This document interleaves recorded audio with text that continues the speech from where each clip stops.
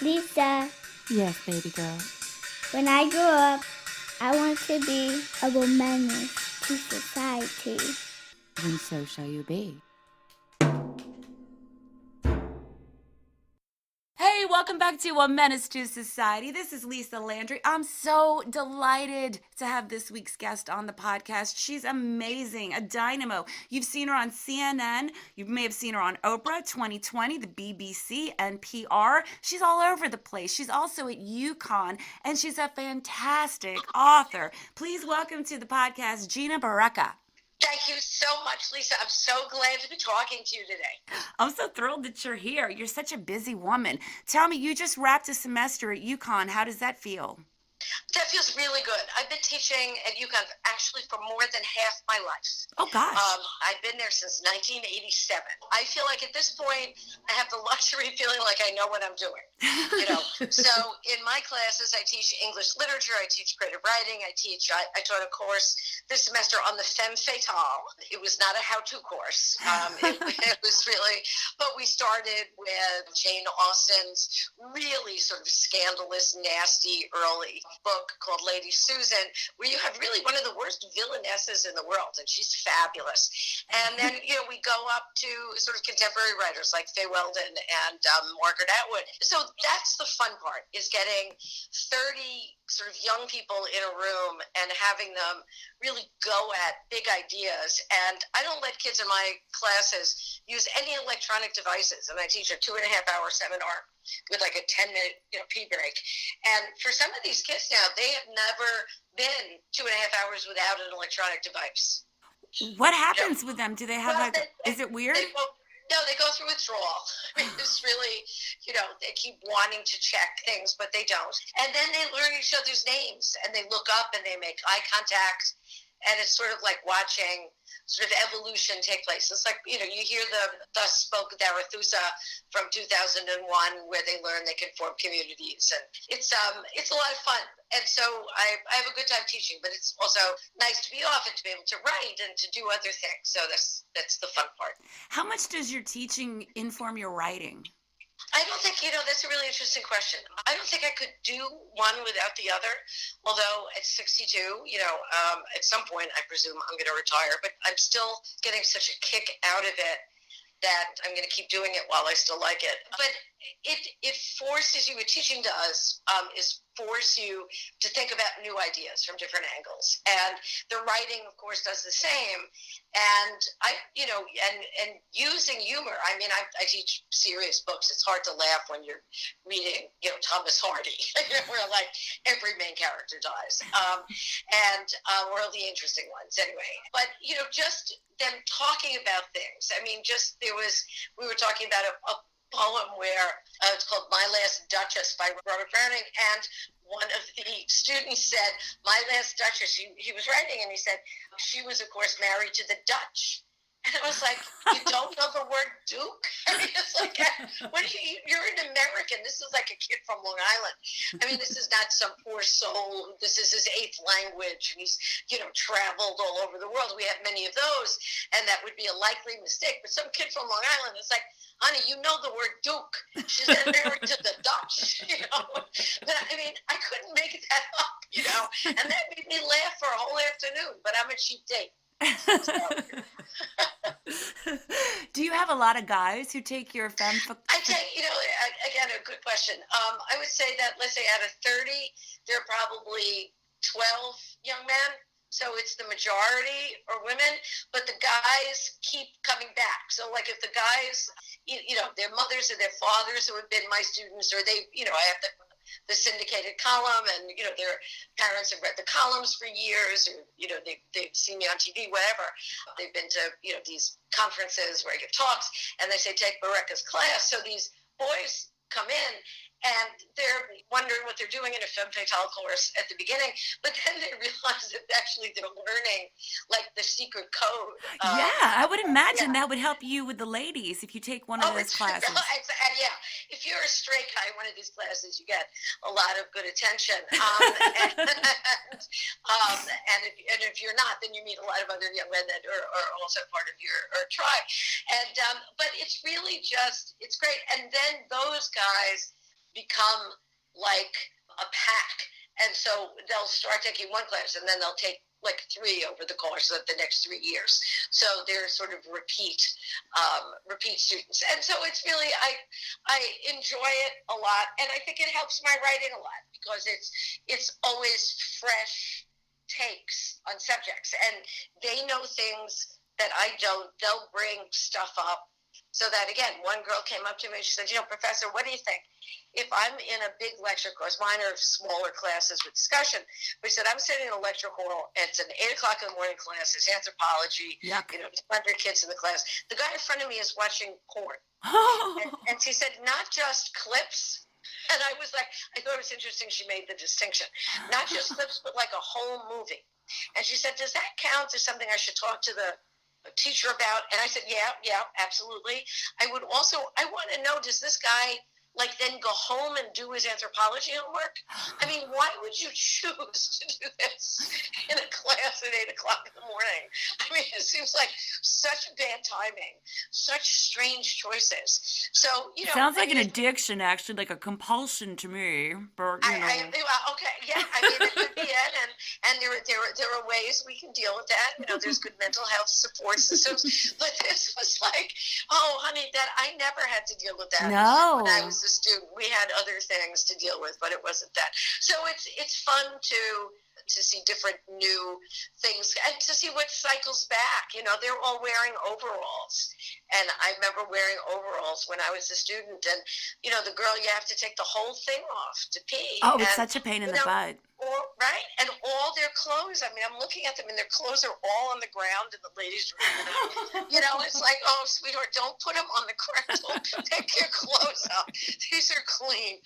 This is a public restroom, even if it's a university. So, it's a lot of material. It's just a lot of material, because otherwise I live in the woods, and, it's not that much simulation. Bears and other woodland creatures. Yeah, it sounds like comedy. Like every audience is going to be a different beast. You kind of have a format. You kind of know where you're going to start and stop. But everything's going to change based on who you're interacting with. And that does keep it juicy and fresh. Absolutely. It is. It's always like a new audience, except it's not a 2-drink minimum, it's a 2-book minimum. And I get to grade my audience, and they're not doing Jell-O shots. And so, people who work in, because, my earliest book they used to call me Snow White, but I drifted, and I spent a lot of time interviewing. And there were a lot of women who, many of whom went on to become Susie Essman. She's great. Clubs. She's great. She was doing fantastic. Clubs. Took her to Barney Greengrass for bagels before Barney Greengrass ended up on, big TV. But, Susie was doing small venues. Joy Behar was performing at the Green Street Cafe. So these were women that I was interviewing, and they were happy to be interviewed. This was 30 years ago, before they achieved the kind of, sort of wide popularity that they have now. They were known in this sort of coterie. And Laura Keitlinger, who went on to write for SNL. Very funny. And, really wonderful performers. And I would sit in the back and watch them do what they did. And I thought, I had just finished my PhD, and I was working hard to get tenure. And I thought, if I ever feel like my job is hard, I just remember what they were having to do. I mean, I realized that as much as I enjoy going to talk to a conference and talking about, humor in the workplace, this was not the heavy lifting that real stand-ups do. And so I never, ever, when people say, did you ever want to do this? I said, I don't have the courage. This is not what I could do. So I have real admiration for it. Appreciated. And you are very courageous, though, because you're a very, very funny individual. Your stuff is brilliantly humorous. Thank you. Yeah. Thank you. Yeah, I enjoy what I do, but again, it's to a very different audience. So I give talks to a lot of different groups around the country and, even around the world. I went to give a talk at an International Women's Conference in Perth, Australia, and I'm afraid to fly. So that was as far as you can get from my house and stay on the planet. Right? So I flew with my traveling companion, Dr. Smirnoff, and we took a plane, and it's a women's conference, so I'm in the middle seat flying coach, because that was all they could afford. And I'm thinking, is my, Brooklyn talking about my Italian aunts growing up going to translate to these women. Because in America, they say International Women's Conference. It means there were 3 women from Toronto. Right? And, but these were women from all over the world. I mean, from all over Asia, from all over Africa, let alone Europe and everything else. I mean, this was a genuinely diverse crowd.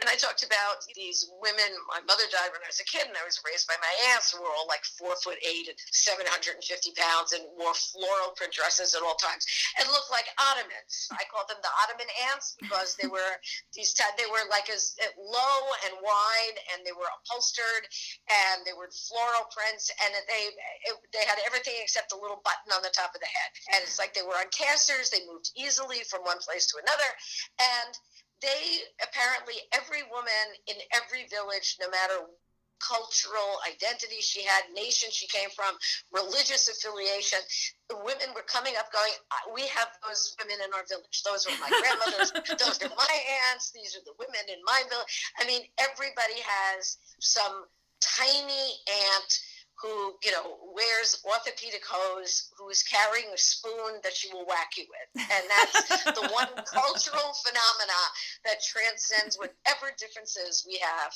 among nations. And I was happy to be able to bring those together. And then sometimes I talk to conferences where, they bring me in as sort of the woman whisperer. I talk to these, executives at corporations, usually after there's a lawsuit, but that's fine. And, they have me come in, and it'll be a banner. This is Dr. Gina Barreca, sexual harassment workshop. And some of the guys think that means I'm going to help them do it better, so they're disappointed.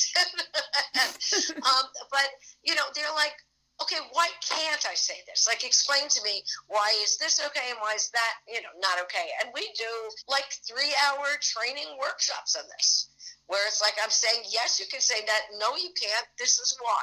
And I don't, again, after 32 years of teaching, I'm fine with making those. It's like, how do you make that distinction? I said, because I'm a woman in the world for 32 years. Next, next question. Right. What's your biggest surprise when you go in and you teach one of those workshops in a corporate setting? What's your biggest surprise? That the questions have not changed in 32 years. Wow. I would have thought that really when I was, graduated college in 1979. I was one of the first classes of women at Dartmouth College, been an all-male school up in the woods in New Hampshire. And, I went up there as one of the few girls who was not like an alumni daughter. I was the first girl in my family to graduate from high school in a timely fashion. So got to this elite college, and all the girls looked like Gwyneth Paltrow, and I looked like Janis Joplin. So I was a little out of place, but when I told my aunts I was going to college in New Hampshire, they all thought I was pregnant.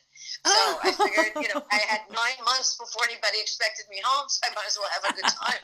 And so we thought in 1979 that we were really, going out there making these changes for women, and women were going to be allowed to enter professional arenas and new ways of doing business, and we were going to be accepted in places that had been all male territory. And, we were just going into these places that had been, masculine privilege.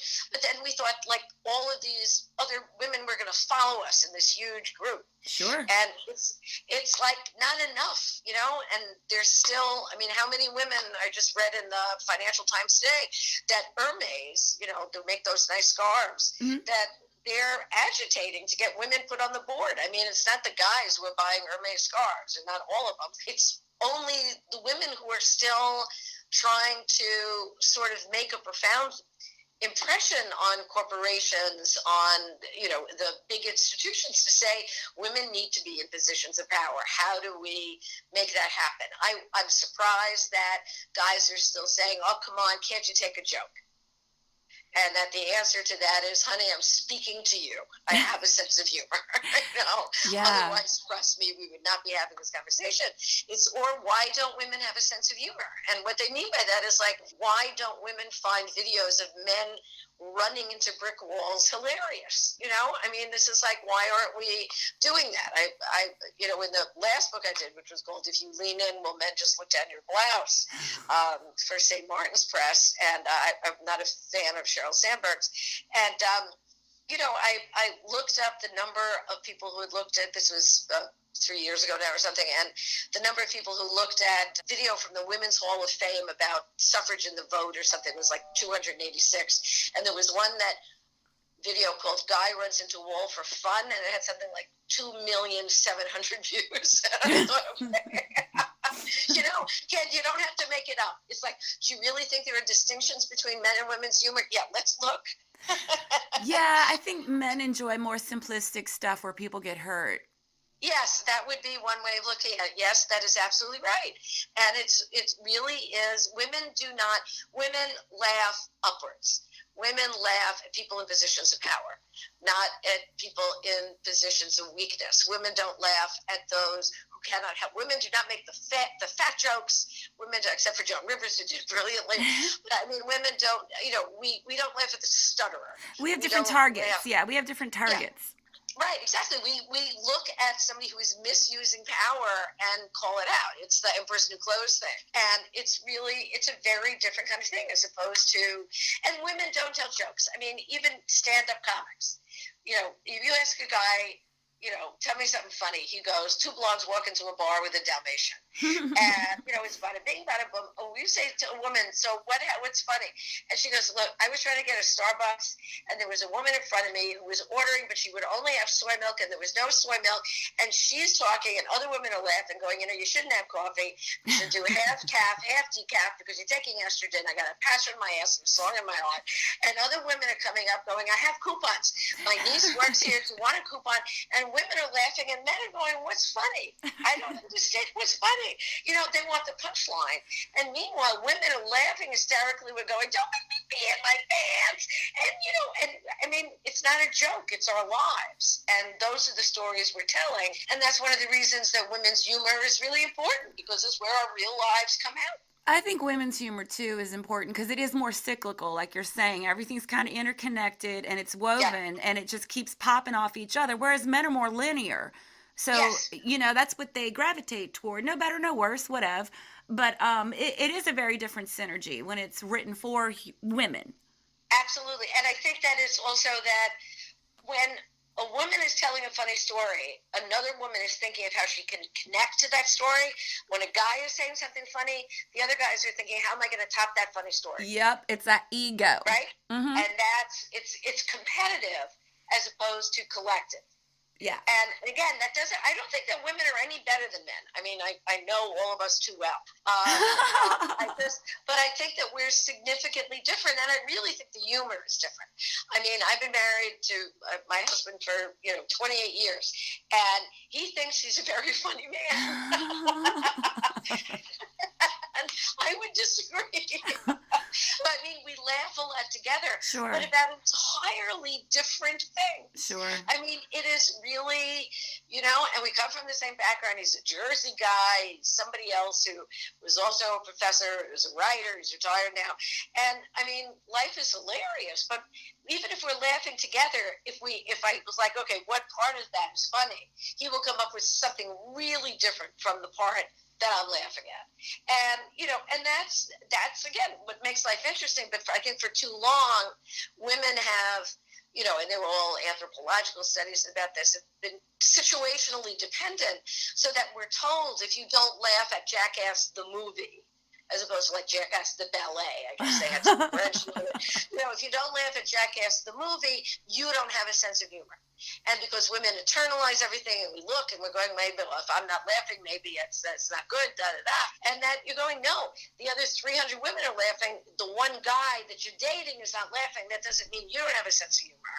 Right. It means his sense of humor is different from yours. Right. And then sometimes people are just affected differently. I watched Jackass and I loved it. I was high as the giraffe's ass, but I laughed my butt off at that. Yes, but then, and I think that like the part where they stuff, what is it, raw chicken into the guy's BVDs, and he walks over the crocodile pit. And I thought, no woman is going to go up to her girlfriend and say, all right, Barbara, right, put some raw fish in your brassiere, right, and send you to SeaWorld. And that's not what we do to each other.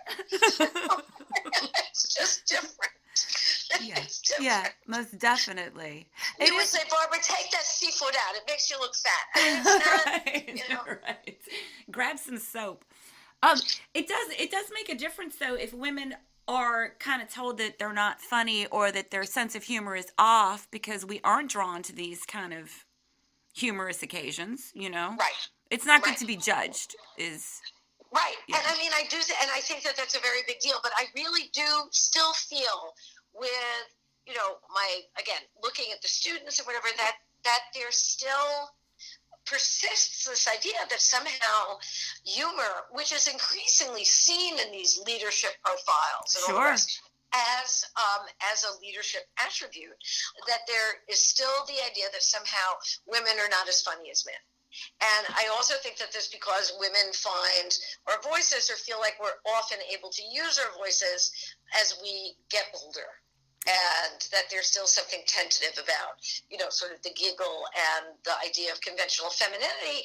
And the funny broad is like still a little bit of an outsider, although with women like you and with new, great, funny women who are more visible and who don't have to, become the Phyllis Dillers or the Joan Rivers who were actually beautiful women, but had to somehow, appeal, distort themselves in some way. That there is, that there's a new trajectory there that I'm so delighted to see. I think you're right 100% on the money with that. And I do think, too, people's ideas are changing. I think for me personally, I know that people find me more earnest, so I can deliver a joke. And then sometimes if they don't know who I am or know my material, they want to know if what I'm saying is true. Like they don't want to see it as a joke. Like, I had something about a bar fight or something about drinking too much tequila. And they'll be like, did that really happen? It's like, no, it's a joke. Did you ask that guy over there if he really, raped a baby? That was his punchline. Did you ask if that happened? So I think it's harder for women to be just accepted as funny and not as, if you have a mic in your hand, you must be giving a lecture about something important. Mom must have sent you over to teach me how to clean my room properly. Kind of. Exactly. I think that used to happen. We're shifting. But I'm just excited. You're absolutely right. And the woman with the mic is still something we're not used to. We're not used to a woman getting up and saying, listen to me, as opposed to look at me. Right. And that is what is so profoundly, I think, important about women, doing comedy. Because it's really, I'm not here to correct you in some, leadership lecture, nanny governess kind of way. The nuns here. Right, exactly. The death of fun has just arrived. Get into assembly. Because she's going to correct you. She's going to tell you what to do. You have to put your napkin on your lap and sit quietly. Yeah. That you're supposed to laugh out loud and spit your coffee out. You're supposed to do a coffee spit. Yeah. And that's what people are still like, is that impolite around a woman. And it's so we have big changes to make, but again, the young women that I see doing this, yourself included, are making profound changes that also have a ripple effect out into people's ordinary lives. That's actually very important. Yeah, well, thank you. I think what you have done is set the table. You know what I'm saying? Like, look at your pioneering, going up to Dartmouth and everything that you've done. You have been trailblazing. Well, it really, yes, or burning bridges, one or the other. There's some kind of smoke and fire following me. It may be pitchforks and torches. I don't know. But I'll go with trailblazing. It's a much nicer word. I like that. A Brooklyn trailblazer. That's kind of an anomaly. So what's next? What you got popping? Well, actually, the book that I'm working on now and finishing the first few chapters of it is on loneliness. Because, and it's the humor lady doing loneliness, because I think loneliness is a really interesting factor in people's lives. I don't think it gets enough attention. I'm doing it not as a humor book per se, but more as an examination. I also write for Psychology Today. I've had more than 6 million views on my articles. And it's about sort of loneliness and creativity, the difference between loneliness and solitude, and really goes back to telling our stories and how to make connections between people. And I think that that's what humor does. Humor is the power line between 2 points. That's the most interesting, deepest, often buried connection between people. And so I want to look at how humor can sometimes come out of loneliness or the sense of being on the periphery, but being on the periphery is where you get the most interesting view. So it's going to be loneliness and creativity. I think it'll be a fun book. I love that. That sounds slam dunk to me. Thank you. Yeah, I know you write for everybody, anybody who is interested, but I know that, your main audience is women, and I don't think you write for baby boomers exclusively by any stretch. I hope not. No, ma'am. But I do know that demographic does have an issue with isolation and loneliness, and depression is a huge aspect of American life. Right, absolutely. And I do think that for my students, for the younger people in my world, and these are not just the 18-year-olds, but the graduate students who are in their 30s, and people that I know of that age, are also trying to negotiate this stuff in terms of figuring out relationships that are not based on electronic devices, where people are having conversations, where they're meeting face-to-face, where they're creating communities that are not just based on activities, but on real relationships. That's another sort of aspect of things that I'm going to be looking at, is what counts as a relationship.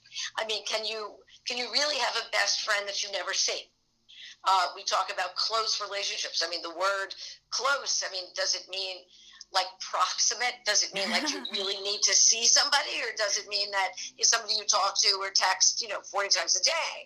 How does all of that work? What counts as real intimacy? And so that, I think, does change over age. And I think childhood isolation. I'm in New York this week with a bunch of meetings, and I saw a little girl, and again, can't make it up. I saw a little girl. Her mother was on the phone. She's in the stroller, and she had her thumb and her pinky up as if she was talking into a phone, like her little fist. And I'm thinking, but it's because that's how she thinks people talk. She wasn't babbling. Right. She was just like, she was babbling, but it wasn't like she was talking to her mom, but she had to have like she made her fist into a fake phone. And I was like, oh my God, this is the only way she associates people talking to each other, is holding something up to their head. It would be like, like little kids used to make guns out of their fingers, like, bang, bang. Now it's ring, ring.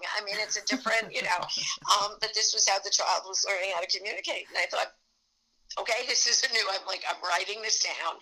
As you know, the best humor is observational. You don't need to make anything up. You just need to pay attention and remember to turn it into a story. Yes, definitely. That's a New York baby. I think if you go out to Kentucky, Mississippi, parts of Nevada, that doesn't happen. They still have guns. Where are they holding their fingers, Lisa?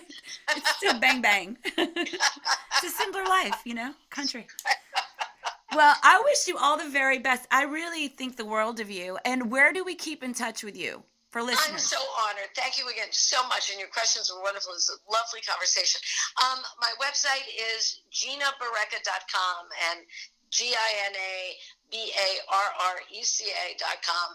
And so the articles that are syndicated that go out from the Hartford Currant are up there. Psychology Day is up there.